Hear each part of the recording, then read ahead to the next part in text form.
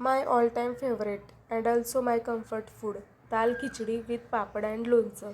अगदी भारी आणि करायलाही खूप सोपं. यामध्ये मी 1 वाटी तांदूळ आणि 1 मूठ तुरीची डाळ आणि मसुरीची डाळ घेतली आणि ते चांगलं धुवून ठेवून दिले. तोपर्यंत फोडणी तयार करण्यासाठी इथे मी कुकरमध्ये तेल गरम केले. त्याच्यामध्ये जिरे, मोहरी, कढीपत्ता, बारीक चिरलेला कांदा, बारीक चिरलेला टोमॅटो चांगला परतून घेतला आहे. त्यामध्ये बिर्याणी मसाला, जराशी हळद आणि आपला घरगुती तिखट 1 चमचा घातले.